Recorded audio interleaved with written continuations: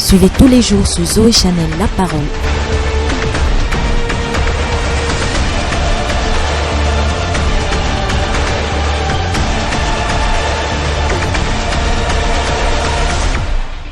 Alors ce matin, je veux continuer avec le combat de la foi. C'était ça, non? La persévérance de la foi. La persévérance de la foi. La persévérance de la foi dans le livre de Romains 12, verset 21. La persévérance de la foi. Dans Romains chapitre 12, le verset 21. Romains chapitre 12, le verset 21. La Bible dit ceci. Men niko upotu kaku. Allah nika ento agato to kakon. Men niko upotu kaku. Allah nika ento agato to kakon. Je reprends, j'explique maintenant, c'est le grec. Il dit men niko upotu kaku. Ne te laisse pas dominer, ne laisse pas le mal régner sur toi. Allah nika ento agato tokago, mais en régnant dans le bien domine le mal. La version en français dit ne te laisse pas vaincre par le mal, mais surmonte le mal par le bien. Hein? Nika en grec c'est un peu la domination, la royauté, un gouvernement, la gouvernance. Donc il ne laisse pas le mal te gouverner, ne laisse pas le mal te vaincre, ne laisse pas le mal prendre le dessus sur toi. Ne permet pas au mal d'avoir la victoire sur toi, mais surmonte le mal par le bien. Maintenant, nous parlons de la persévérance de la foi. Ne te laisse pas vaincre par le mal. En français, lorsqu'on dit ne te laisse pas vaincre, ne te laisse pas, ça veut dire qu'il y a une opposition, il y a une bataille, il y a une guerre.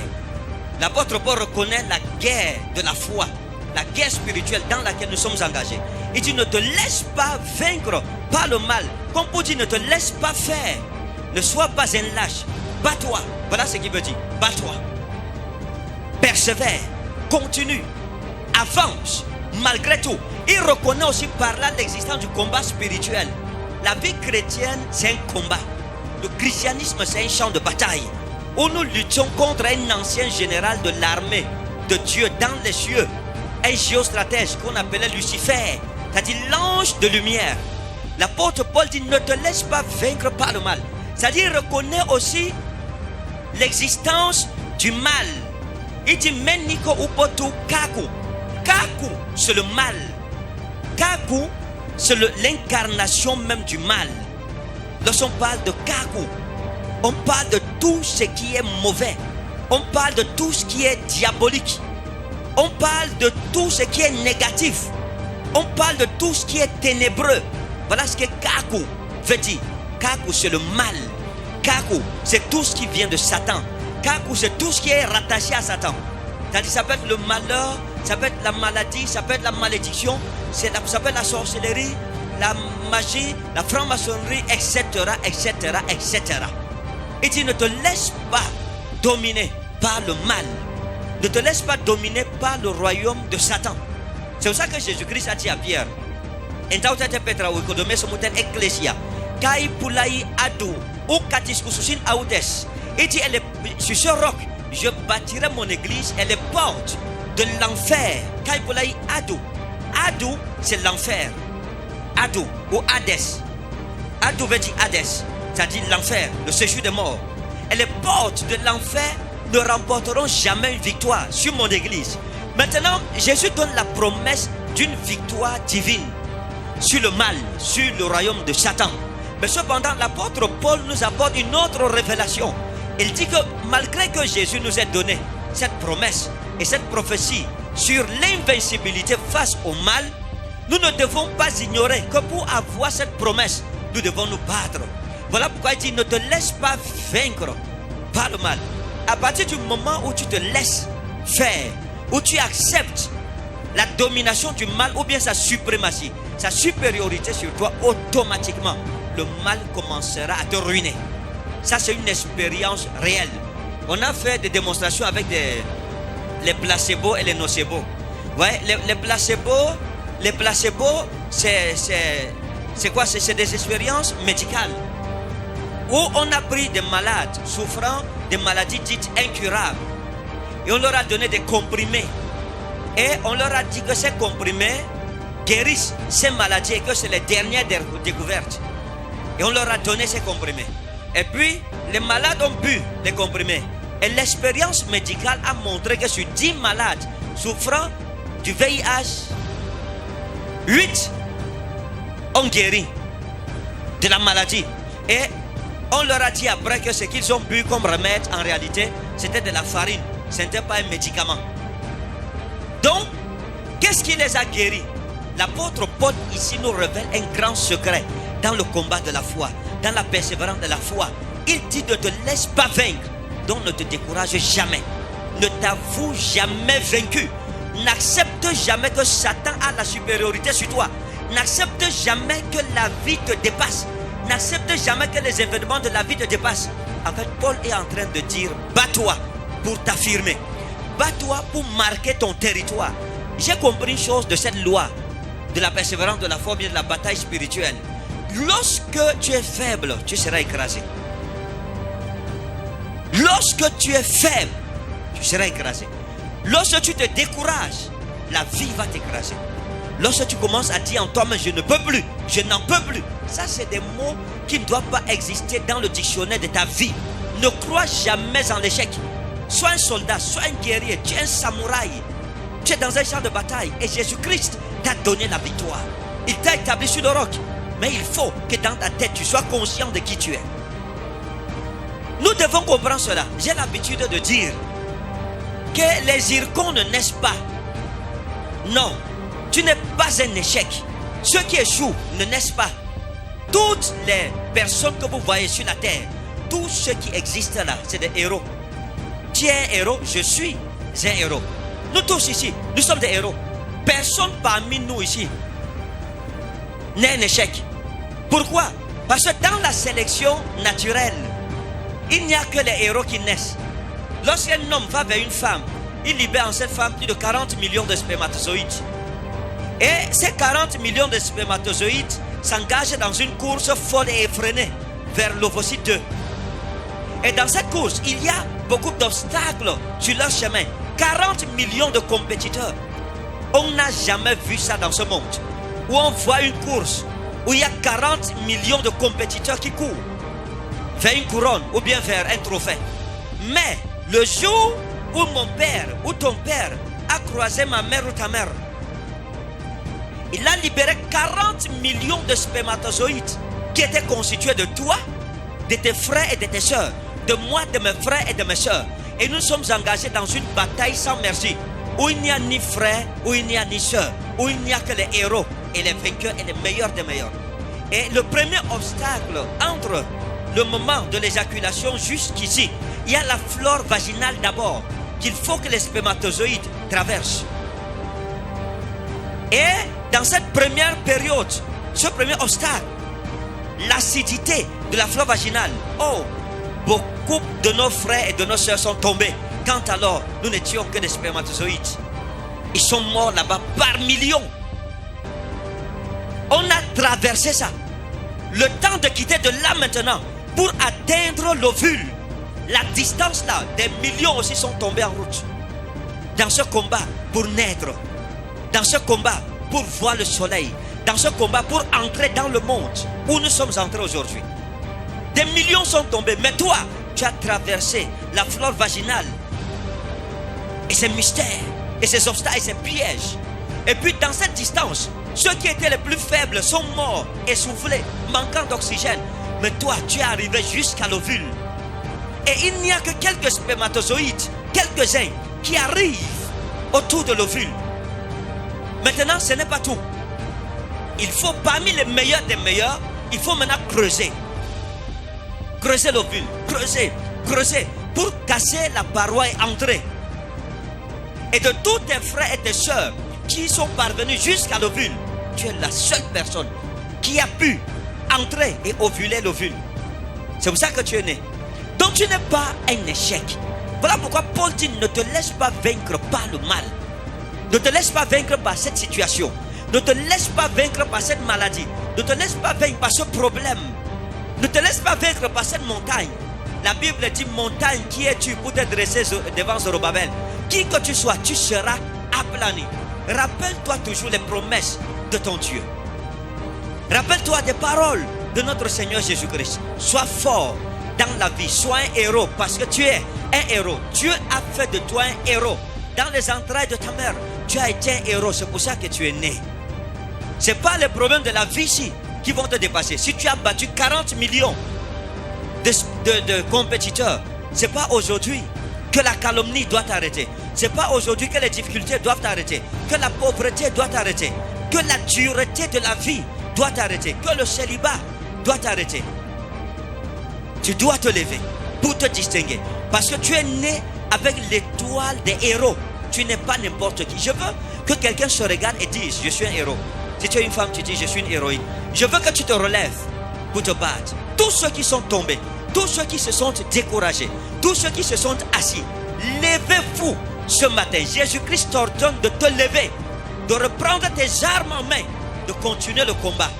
Toi, tu vaincras parce que Dieu t'a donné les gerbes de la victoire. Je ne suis pas n'importe qui. Devant n'importe quel genre de problème, je tiendrai tête au monde entier s'il le fallait pour accomplir ma destinée. Il y a des choses que tu dois accomplir. Il y a des choses que Dieu veut que tu fasses. Chacun de nous a une destinée que Dieu a pour lui.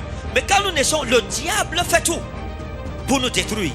Il utilise parfois des hommes, des personnes proches de vous. Il peut utiliser le mariage pour te détruire. Le diable peut t'attaquer de toutes les parts. Il ne réussit pas, il prend le mariage pour te détruire avec.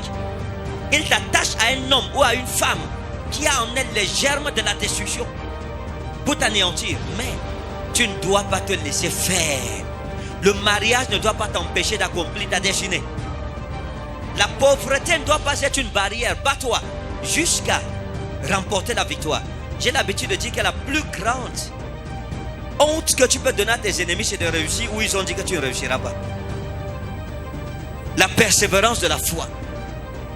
Frère, je ne crois pas en l'échec. Je dis souvent à ma femme que je ne peux même pas partager ma philosophie de la vie avec les gens pour ne pas les scandaliser. Je vis comme un samouraï, je vis comme un guerrier. Ça veut dire que quand il y a un problème, je me positionne et je l'affronte. Je l'affronte sans avoir peur. Je l'affronte avec confiance. Je l'affronte avec espoir et espérance que le Dieu qui m'a appelé, dans tous les cas, frère, quand vous savez que vous servez un Dieu tout-puissant, un Dieu souverain, à qui rien n'est impossible, vous vous battez, pas contre vos ennemis, mais vous vous battez pour garder le calme. Vous vous battez pour garder le silence devant Dieu. Car la Bible dit que c'est dans la tranquillité et le calme que résidera votre force. Zaramiwa Inna Abrosmi. Nous avons connu des moments difficiles. Nous avons connu des moments terribles. J'étais en train de discuter hier avec un homme de Dieu, l'apôtre Pierre Choube. On partageait. Je pense, est-ce que c'était avec lui que je parlais de ça? Oui, je crois bien. Il y a un homme de Dieu qui m'a appelé. C'est un frère. Il allait prier Dieu. Et il a dit à Dieu, Seigneur, le prophète Ekane Ferdinand vendait les CD dans mon église. Je lui donnais 5 minutes. Il n'avait pas de ministère. Après, il a commencé le ministère. Et il a commencé à faire des prouesses. Pas seulement en Afrique, mais aussi en Europe.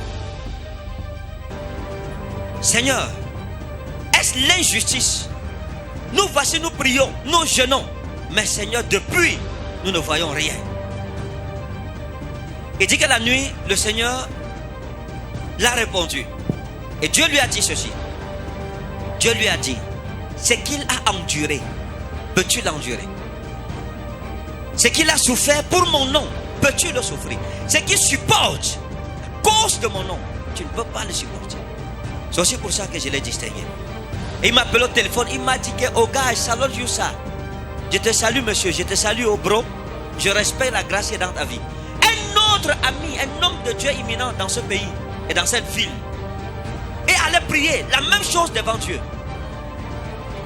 Il a dit à Dieu, Seigneur, tu as béni le prophète Ekane. Nous on l'a vu, on était dans le ministère, nous l'avons vu. Il venait faire les séminaires sur l'islamologie chez nous ici. Parce qu'à l'époque, j'enseignais des églises sur comment prêcher Christ aux musulmans. Aujourd'hui, il commence le ministère et puis il y a cette distinction. Seigneur, le secret de l'homme, c'est quoi? Il y a des gens qui demandent, oh, Notre secret, c'est quoi? On a trempé. Ce n'est pas qu'on a trempé. Ce n'est pas ça, frère. Vous vous trompez. On n'a pas trempé. Vous voyez quelqu'un, pour rendre ministère, il adore 1 heure de temps. Il faut être intelligent pour comprendre. C'est l'esprit d'Élysée. Et il a prié. Et il m'a dit que frère, la nuit pendant que je dormais, j'ai eu une vision. Dans la vision, je me suis retrouvé dans une salle d'attente avec beaucoup d'hommes de Dieu de Yaoundé, du Cameroun. J'ai reconnu plusieurs, a-t-il dit. Et il dit qu'il y avait une salle secrète où était assis un vieillard. Un vieillard vêtu de blanc qui oignait les hommes de Dieu du Cameroun. Et il dit que mon tour est arrivé, on m'a appelé. Je me suis levé, je suis allé dans cette salle. Et l'Esprit de Dieu l'a transporté pour l'amener, pour voir ce qui se passait. Oh, chacun allait seul. Comme Jean a dit,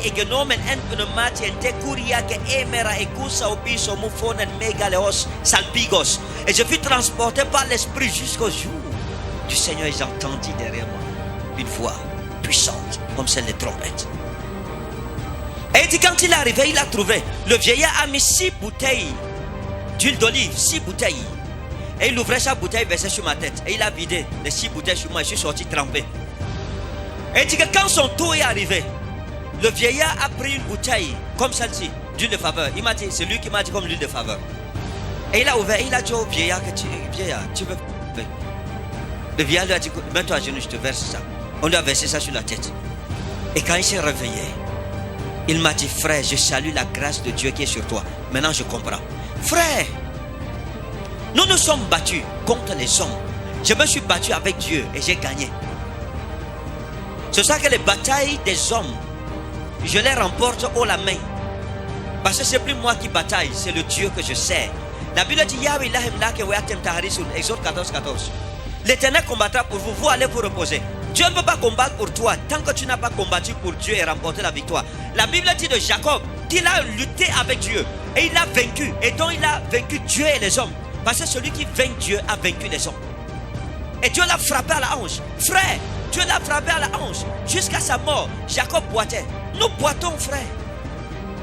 Nous boitons. Mais vous ne le voyez pas.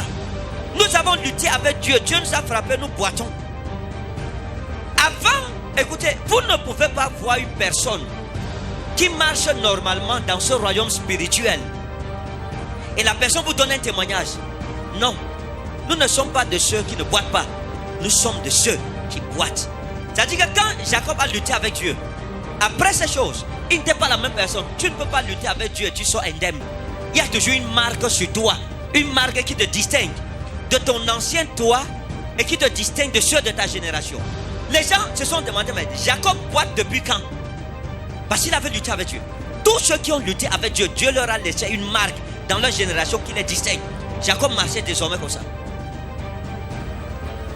C'était le symbole de sa victoire dans les batailles de l'Éternel. Dieu le distinguait. Quand vous luttez avec Dieu, Dieu met un signe de distinction en vous qui vous distingue de votre génération. On peut voir, quand tu vois les gens marcher, sur 1000 personnes qui marchent, comme ça, il n'y a aucune distinction. Mais même si vous étiez Jacob sur 1000 personnes, 10 000 personnes, vous allez remarquer que parmi il y a une seule qui marche comme ça. Pourquoi? La Bible dit mon bien-aimé se distingue entre les 10 000. Parce que la marque de Dieu l'avait mené à boiter et il marchait d'une manière spéciale, d'une manière bien spécifique, d'une manière différente de celle de sa génération. Ceux qui ont lutté avec Dieu ne marchent plus comme leur génération. Non, même ton pas de marche spirituelle a changé. Il y a un signe que Dieu met en toi pour te distinguer. Et les gens vont se demander, le tu boite pourquoi? Mais ils ne connaîtront pas l'origine du déboîtement. Ils ne sauront pas que tu as lutté avec Dieu, que tu as combattu les combats de l'Éternel. Voilà pourquoi les Juifs aiment dire, il y a un adage en hébreu qui dit Nafule Elohim Niftalti. J'ai combattu les combats de l'Éternel. Combien d'entre nous, frères, les gens pensent que la foi, non, c'est juste bavarder. Et on a encaissé des choses terribles à cause du nom de Jésus-Christ. On a enduré des moqueries. J'ai été raillé, insulté par ma famille à cause du nom de Jésus. Mais tous ceux qui se sont moqués de Jésus-Christ ont été humiliés par la vie. Je vous dis la vérité. Toute personne qui s'est moquée du Jésus dont je suis le serviteur a été ruinée, a été rattrapé. Parce qu'on ne lutte pas contre Dieu. Même les autorités de ce pays qui s'irigent et s'insurgent contre Dieu, la fin, c'est l'humiliation. Je me souviens, j'ai un ami, un homme de Dieu, qui allait un sous-préfet l'a insulté, le sous-préfet l'a malmené, humilié en public. Ça va faire 2 ou 3 mois. Le sous-préfet l'a appelé pour demander qu'il vienne prier pour lui. Or, le temps que le message lui parvienne et qu'il arrive, le sous-préfet était mort. Il s'est moqué de Dieu. Mais à la fin, il s'est repenti, il a dit qu'il demande pardon. Parce qu'il s'est moqué de Dieu et il sent que le jugement de Dieu est tombé sur lui. Mais écoutez frère, nous devons nous battre. Le christianisme, ce n'est pas des jeux, ce n'est pas pour les enfants. Si tu n'as pas une foi fondée sur Jésus, tu ne peux pas. Tu vas rétrograder les passions de la jeunesse, les passions du monde, les plaisirs de la chair. Beaucoup n'arrivent pas à plaire à Dieu parce qu'ils n'arrivent pas à soumettre leur chair. Les plaisirs de la chair, les passions de la jeunesse. Que Dieu nous en garde, que Dieu nous en préserve. La persévérance de la foi. Dis à ton voisin la persévérance de la foi. Il dit ne te laisse pas vaincre par le mal, mais surmonte le mal par le bien. En hébreu, en grec, on dit mais sois victorieux du mal par le bien. C'est-à-dire que soit impose-toi sur le mal par le bien. Domine le mal par le bien. Et ce bien vient d'où? Ce bien est en toi. Beaucoup d'enfants de Dieu ne comprennent pas. Ton combat n'est pas mon combat. Mais dans tous les cas, nous tous, on a des combats. Ton combat peut être le célibat. Tu te bats pour te marier. Tu veux te marier absolument. Il faut absolument que Dieu te donne une femme. Il faut absolument que Dieu te donne un mari. Ce n'est pas mon combat. Moi, j'ai ma part déjà. Ton combat pourrait être l'enfantement. Il faut que tu accouches. Tu as le mariage. D'autres pleurent pour entrer le mariage. Dans tous les cas, quel que soit le combat auquel tu fais face, aie confiance en Jésus-Christ. La Bible dit: déchargez-vous sur lui de tous vos soucis, car lui-même prend soin de vous. Apprenons à mettre notre foi en Jésus-Christ dans les moments les plus difficiles. Je me souviens en 98, j'ai été malade. Je suis tombé gravement malade. À l'époque, j'étais obligé de quitter Ngaoundéré pour aller à Tanfili, où ma mère était. Et j'ai souffert. J'ai beaucoup souffert. Et j'étais paralysé des mains et des pieds. Malade pendant 9 mois, paralysé, couché dans un lit. 9 mois. Oh. 9 mois. Mais tous les jours, mon âme était répandue devant l'Éternel. Je pouvais me fâcher contre Dieu et dire: Seigneur, comment je peux être malade pendant 9 mois et tu m'abandonnes? Voilà pourquoi quand quelqu'un est malade, ça me touche au fond de mon âme. Parce que je connais ce que c'est que la maladie. La maladie n'est pas une bonne chose. Que Dieu maudisse la maladie au nom souverain de Jésus. Qui sépare ton corps de toute maladie. Que tout organe touché dans ton corps soit visité. Dans le nom puissant et souverain de Jésus-Christ. Paralysé des mains et des pieds pendant 9 mois. Tout le monde m'a abandonné. Les frères à l'église disaient que ce sont ses péchés. C'est parce qu'il est pécheur. Et il meurt même s'il veut. Les frères en Christ, j'ai l'habitude de vous dire ça. Je ne me fatiguerai jamais de vous dire ça. Mes plus grands combats ne sont pas venus des païens. C'est des frères à l'église. Aujourd'hui, mes plus grands combats ne viennent pas des païens. C'est des pasteurs, des hommes de Dieu, qui ne comprennent pas la grâce qui m'a été faite. La calomnie. Mais ce n'est pas moi qui le calomnie. C'est celui qui m'a fait cette grâce. La Bible dit: Honomos, diamausios et geneto. Kai karish. Kai tialete Dia Jésus Christ et d'autres. La grâce nous a été donnée par Moïse. La loi nous a été donnée par Moïse. Mais la grâce et la vérité. La grâce est venue par Moïse. Mais la grâce, il dit la loi est venue par Moïse. Mais la grâce et la vérité nous ont été données par Jésus-Christ. Et j'ai pleuré devant Dieu pendant ces 9 mois. Mes frères me crucifiaient. C'est pour cela, frère, aujourd'hui, quand les gens me voient, je fonctionne comme je fonctionne. Les gens disent: non, il est orgueilleux, il ne s'associe pas aux gens. Je me suis associé, ça m'a donné quoi depuis des années? Si ce n'est la calomnie, l'hypocrisie, les haines, les jalousies inutiles, les tentatives d'empoisonnement. Mais tu te souviens, il y a une de nos filles que un prophète de la ville est allé voir pour lui dire: ok, on a à l'époque, dans les années 2014, pour lui dire que nous avons remarqué que tu apportes le petit déjeuner au prophète. Nous voulons que tu l'empoisonnes. On te donne 1,5 million. Elle leur a dit 1,5 million, c'est petit, 2,5 millions. Si vous pouvez donner 2,5 millions. Ils ont dit non, 2,5 millions, c'est trop, on va prendre ça où? Ils ont négocié, ils sont tombés à 2 millions. Lequel homme de Dieu j'invitais dans notre église? Il prêchait dans notre église.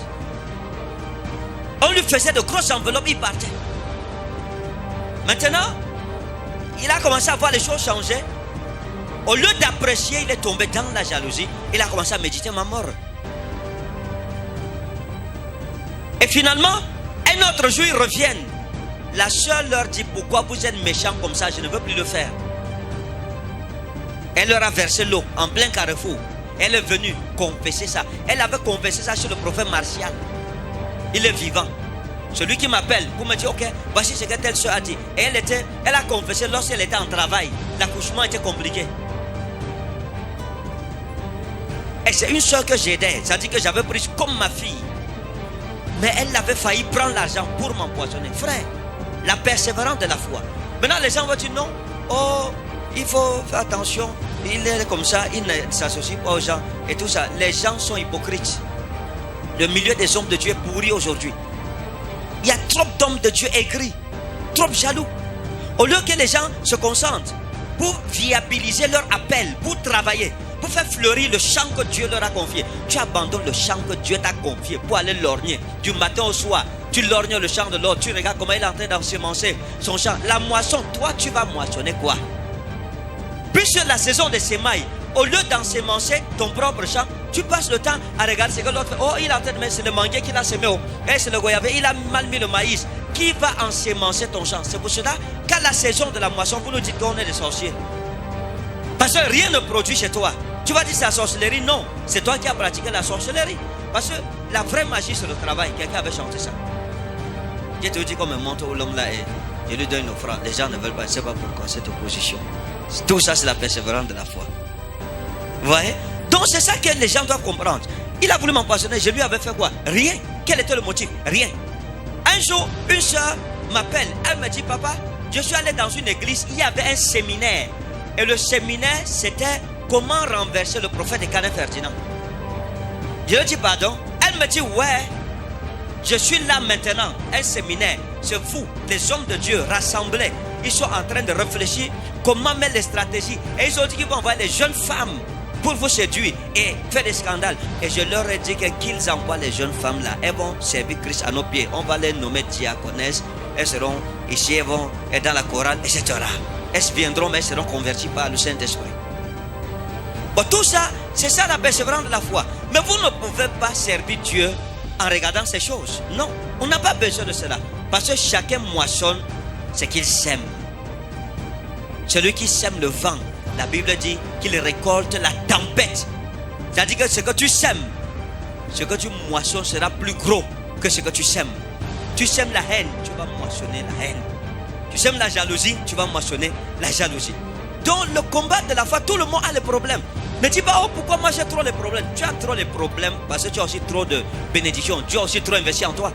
Le diable vous attaque selon la mesure de l'investissement de Dieu en vous. Le diable ne s'attaque pas à ceux qui n'ont pas. Satan n'attaque pas ceux qui sont vides. J'ai été attaqué par des maladies, frère. Je vous dis la vérité, je ne pensais pas avoir cet âge-ci. Ma femme, j'ai été malade. Ma part de maladie, quand ça me prenait, c'était comme la mort. 98, 9 mois paralysé des mains et des pieds. Le 9e mois, j'ai pris ma Bible. J'ai dit, Seigneur, parle-moi à travers ta parole. J'ai ouvert ma Bible 3 fois. Elle ne me disait rien, c'était les histoires de guerre et tout. Je me suis fâché contre Dieu. Et je lui ai dit, ok, comme je te demande ta volonté que tu me parles, tu ne veux pas. Excuse-moi, c'est toi qui as dit dans Somme 55, invoque-moi sur de la détresse, je te délivrerai, tu me glorifieras. Maintenant, je t'invoque, tu ne me réponds pas. C'est toi qui m'as dit de ne pas aller consulter les devins, les astrologues. Et je ne suis pas allé chez eux. Seigneur, et maintenant tu me traites comme ça, comment? Et je me suis fâché contre le Seigneur Jésus. Je lui ai dit que si je te dérange encore, coupe ma tête. Et j'ai tourné le doigt à ma Bible, fâché contre mon Seigneur. La Bible dit, le prophète a dit ceci: je connais lorsque tu te lèves et je sais lorsque tu t'assieds. Et je sais, lorsque tu es courroucé contre l'Éternel, Dieu savait que j'étais courroucé. La nuit, pendant que je dormais, Jésus n'est pas une histoire. Vraiment, il y a des choses que quand vous regardez, moi je regarde autour de moi, c'est du bébéisme. Jésus n'est pas une utopie, il n'est pas une affaire, une histoire. Jésus-Christ est réel. La nuit, le Seigneur Jésus-Christ m'est apparu, vêtu de blanc. Il tenait un grand livre en main et s'approchait de moi. Il m'a dit, Ferdinand, parce que tu m'as prié et que je ne t'ai pas répondu autant tu voulais, tu t'es fâché contre l'Éternel ton Dieu. Prends ce livre et lis le 40e chapitre du prophète Ésaïe. Car vois-tu, je suis venu te délivrer de ta maladie. Bro, mon bébé, maman, la même nuit, je suis sorti uriner. Pendant que j'urinais, je me suis posé la question, j'ai fait comment pour marcher? C'est là que je regarde mes pieds. Il y avait des blessures profondes. Mes pieds étaient enflés avec des blessures profondes. On voyait la rougeur de la chair. J'ai regardé, j'ai dormi avec les blessures. Je me suis réveillé la nuit. C'était cicatrisé. Le bas de mes pieds, il y avait des brûlures. Comme si j'avais marché sur du charbon. Mais c'était cicatrisé. C'est là que je me suis souvenu que le Seigneur Jésus-Christ m'est apparu en vision. Qu'il m'a dit de lire Ésaïe 40. J'ai couru dans ma chambre, j'ai pris ma Bible et j'ai lu Ésaïe 40. La Bible dit au verset 1, consolez, consolez mon peuple. Criez au cœur de Jérusalem et dites-lui que sa servitude est finie, qu'elle a reçu aux mains de l'Éternel le double de ses péchés. Le verset 29 dit, il donne la force à celui qui est fatigué et l'augmente la vigueur de celui qui tombe défaillance. Seigneur, mon âme se prosterne devant ta bonté, qui est inestimable pour moi, inexplicable, incompréhensible pour plusieurs. Seigneur, enveloppe-moi encore dans cette bonté, afin que je vive, que mes yeux voient le roi. Seigneur, que mes yeux contemplent Jérusalem. Ne me sépare jamais de Jérusalem. Père, ne m'éloigne point de Jérusalem, mais que ma bouche invoque ton nom dans ton temple saint, au nom de Jésus-Christ. Pour toutes ces choses que tu m'as fait voir, pour ces choses que j'ai entendues, pour ces choses que j'ai senties, celles que j'ai vécues, pour celles que je n'ai pas vues et que je verrai, pour celles que je n'ai pas vues et que je ne verrai jamais, je te donne la gloire et la louange et l'honneur. Tu es vrai, tu es Dieu en vérité. Tu n'as pas besoin de justifier ton existence à qui que ce soit, mais tu te révèles à ceux qui s'humilient, qui reconnaissent qu'ils ne sont rien. Pour voir ta gloire, c'est à eux que tu révèles ta gloire. Gloire à toi, Jésus. Sois toujours vivant pour moi, pour nous, au nom de Jésus-Christ. Amen. Jésus a dit dans Jean 11, 25, Ego heimi he anastasis ka zoe. Option es emecha potan nezeseta. Je suis la résurrection, je suis la vie. Celui qui vit et croit en moi, même s'il était mort, reviendra à la vie. J'étais guéri, frère. J'étais guéri. J'avais combattu 9 mois contre cette maladie. Je n'avais pas pris un seul comprimé. À cette époque, j'avais dit au Seigneur Jésus, si tu veux, ça c'est ma femme, ça peut-être n'était pas dit ça. L'époque là, j'ai dit au Seigneur Jésus, j'ai fait une prière, j'ai dit ceci. Il a dit, si tu veux que je meure maintenant, je mourrai. J'avais environ 20 ans. Tu veux que je meure, je vais mourir. Tu veux que je parte, je partirai. Il n'y a pas de problème. Mais ce n'est pas ce que tu m'as dit. Tu m'as dit que j'ai des choses à accomplir pour toi. Mais si tu as décidé que je vais partir, je n'irai pas à l'hôpital et je ne prendrai pas un seul comprimé. Ou tu me guéris, ou je meurs. Et j'étais décidé. Mais il en a décidé autrement. Il est venu à mon secours. Et il m'a secouru. Et il m'a ramené de la mort à la vie. Écoutez, frère, Jésus est vrai lorsque votre cœur est vrai. Quel genre de cœur vous avez? C'est ce genre de cœur qui déterminera si Dieu marchera avec vous ou si Dieu ne marchera pas. Beaucoup de personnes, leurs cœurs sont pleins de mesquinerie, de jalousie, de haine, de calomnie, de médisance, de mal, de rapine, de ronces, d'épines. Leurs cœurs sont mauvais, pleins de méchanceté, pleins de jalousie, pleins d'envie. Un tel cœur ne plaît pas à Dieu. Dieu peut marcher avec une personne qui est toujours jalouse de l'évolution des autres. Non. Tu ne peux pas combattre quelqu'un, tu attends que Dieu te bénisse. Ce n'est pas possible. Dieu aime ceux qui ont les cœurs d'enfants, des cœurs innocents, un cœur vrai. Tu fais du bien, on te rend ça par le mal. La plupart des personnes à qui nous avons fait le bien nous ont remis ça par le mal. Des gens nous ont maudits, portant nos chaussures, nos vêtements, etc. Se couchant dans les lits qu'on a achetés, ils nous ont maudits. Dormant dans les maisons que nous payons, c'est nous qui payons le loyer. Ils nous ont maudits. Mais est-ce une folie? Est-ce une faiblesse? Oui. Si c'est une faiblesse en Christ, oui, j'accepte cette faiblesse pour ma vie. Mais nous avons compris une chose. L'innocence est un bouclier au jour du malheur. Il y a des personnes mauvaises. Il y a des personnes qui n'ont aucun scrupule, mais qui veulent aussi servir Dieu. Un jour, je rendais ministère. Il y a une maman qui était devant moi. Je voulais lui imposer les mains. Dieu m'a dit, ne lui impose pas les mains. Et j'ai dit en public, madame, je ne peux pas vous imposer les mains. Elle m'a dit, pourquoi? J'ai dit, parce que vous êtes méchante. Vous êtes une femme méchante. Vous avez tellement fait de mal aux gens. Vous avez amené les noms des gens chez les marabouts. Dieu m'a dit qu'il ne peut pas vous bénir pour ça. En Gaoundéré, j'ai rendu un ministère. Je suis arrivé devant une femme. Je voulais lui imposer les mains. Dieu m'a dit, n'impose pas tes mains sur cette femme. C'est une sorcière. Elle a tué tellement de gens. Je lui ai dit, maman, vous êtes sorcière. Elle dit, hein? J'ai dit que vous êtes sorcière. Et je lui ai demandé, vous n'êtes pas sorcière? Elle a souri. Je lui ai dit, votre maison c'est dans tel quartier, n'est-ce pas? Oui. Il y a tel arbre devant votre maison? Oui. Dans votre chambre, vous êtes dans un studio. Dans la chambre, vous avez un sac de couleur blanche, tissé à la main, accroché au mur, sur un clou. Elle dit oui, dedans, il y a vos affaires de sorcellerie. Les gens ont crié à l'église. Les gens comme ça viennent à l'église se cacher. Tu es hypocrite envers ton frère. Tu veux que Dieu te bénisse. C'est-à-dire que le diable cherche à détruire les gens et c'est toi qui l'utilises.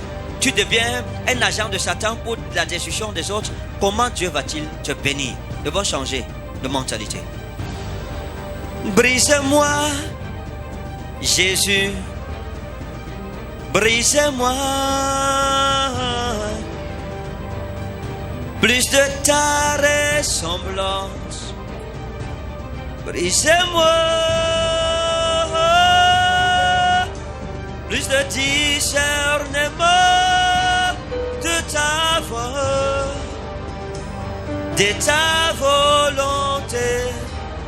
Seigneur, brise-moi. Brise-moi, mon Dieu. Brise-moi, Seigneur. Brise-moi. Plus de ta ressemblance. Brise-moi. Demande au Seigneur de te briser. De mettre plus de discernement, plus de sa ressemblance en toi. Prie avec moi.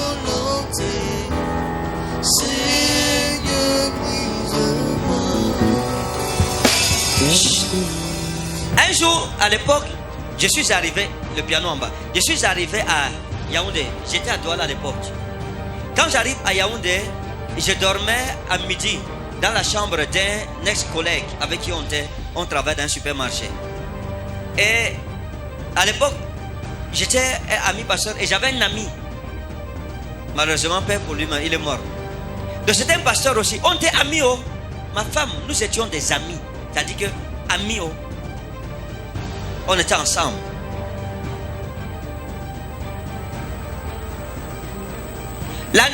L'amitié, je dors, j'ai une vision. Dans la vision, le Seigneur Jésus m'apparaît et il me dit ceci: Ferdinand, ton frère, que tu appelles ton frère, est allé t'accuser chez les responsables de l'église, chez le régional, le pasteur régional. Il t'a accusé de telle chose, telle chose, telle chose, telle chose. Ton pasteur régional va t'appeler. Alors maintenant, tu sais et tu sauras comment te défendre. Et je me suis réveillé.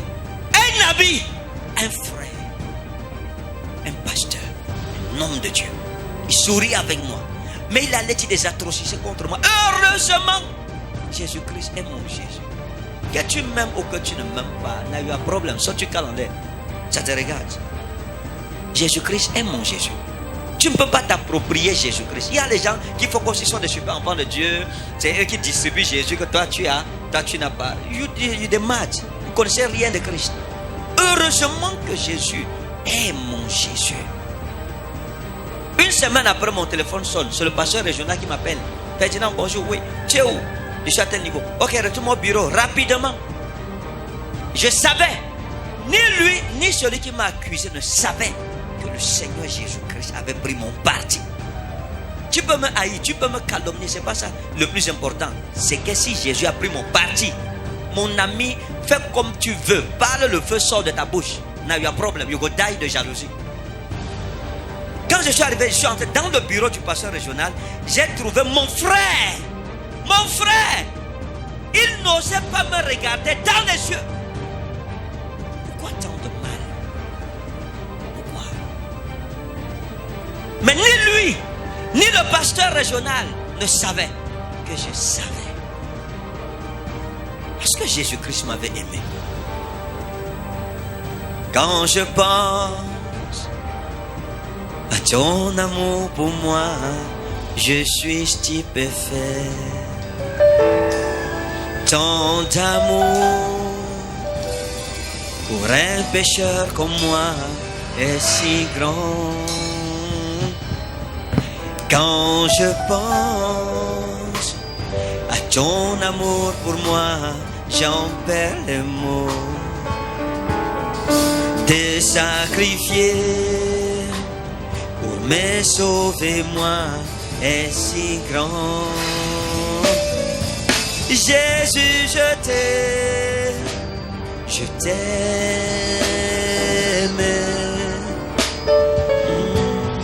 Jésus, je t'aime, je t'aime.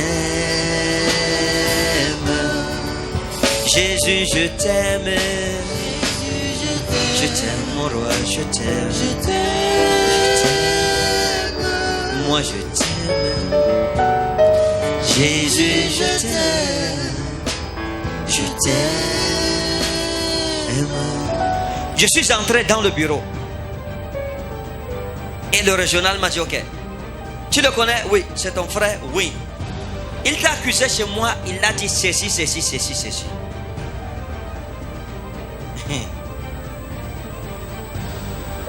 Dans tous les cas, et je me suis expliqué.